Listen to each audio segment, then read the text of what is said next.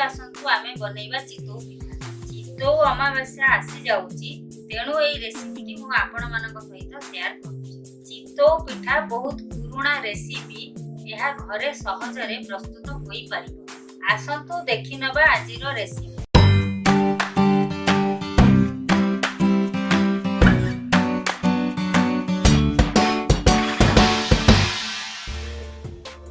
चितौ पिठा बनैबा पई मु एई सब सामग्री नैची।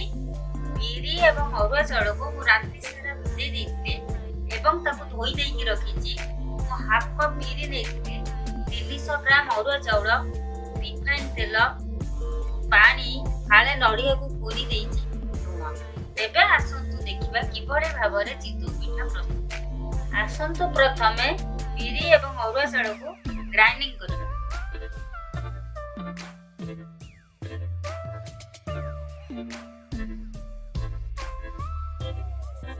बिरी अरुआ चाउल को मु जारे पकई देइची।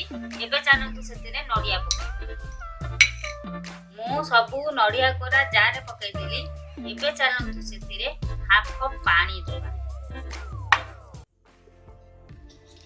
एवं ताको ग्राइंडिंग करिबा। वर्तमान पिठो ग्राइंडिंग हे गला, म ताको चिकनिया करिकि ग्राइंडिंग करि देइची। स्वाद अनुसार सेतिरे चालंतु लूण पकई। लूण पकई किरी ताको भलो भाबरे गोळेई देली। पिठो फुलिबा पई 4 घंटा आमे ताको घोड़ेई की रखी।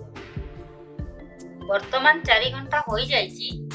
सेथिरे चालंतु 2 रु 3 चम्मच उषुम पानी पकेइबा। उषुम पानी पकेई की पिठो को घोड़ेइबा, काहेकि उषुम पानी पकेइले पिठाटा भलो सॉफ्ट एवं स्पंजी हबो। मने रखिथिबे पिठो को पानिया करिवे, गाढ़ा करिवेनी। आपण को जदि मीठा भलो लागे आपण एथिरे चीनी मध्य पकेई पारिबे। पिठो हमर प्रस्तुत होई गेला। चलंतु एबे चितौ पिठा प्रस्तुत करिबे। चितौ पिठा बनैबा पई नॉनस्टिक कड़ाई यूज करूची। आपण चाहिए एल्युमिनियम कड़ाई मध्य यूज करिबे। चितौ पिठा करिया पई मु रिफाइन तेल गोटे चम्मच यूज करूची। आपण चाहिए गुआ घिओ मध्य यूज करिबे। पिठा करिया पूर्व घिओ को चारिआडे भलो भाबरे लगेइबे।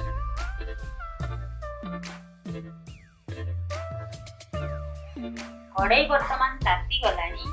चालंतु सेतिरे बे पिठो पकेइबा। मु 2 कटोरी पिठो दउची। कड़ाई थारु छोट होइतिबा गोटे थालियाटे घुड़ेई दबा, काहेकि पिठोटा जेमिति कवर होई परिबो। एबे सेतिरे गोटे चम्मच पानी बुलेई बुलेई की चारिआडे देई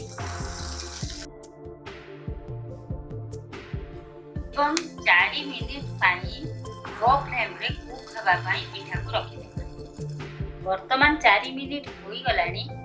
चलंतु देखिबा पिठा हेलानी कि नै। वर्तमान आमर पिठा प्रस्तुत होई गलानी। ताकू गोटे खड़ीटारे आस्ते आस्ते करके गोटे प्लेट रे काढी देबा। सेही भली भाबरे अन्य पिठो गुडी को मध्य पिठा करिबा। मने रखिथिबे चितौ पिठा गोटे साइड कुक करा जाए, ताकू लेउटा जाए। एबे ताकू उड़ेई देबा एवं गोटे चम्मच पानी 4 कड़े पकई देबा। वर्तमान आमर चितौ पिठा प्रस्तुत होई गलानी। आको ठंडा करिकि खाइबे, बहुत टेस्टी लागिबो। जदि आपण को आम चितौ पिठा रेसिपी भलो लागि थाए, आपण आम वीडियो को लाइक एवं चैनल को सब्सक्राइब करिया को भूलिबे। धन्यवाद।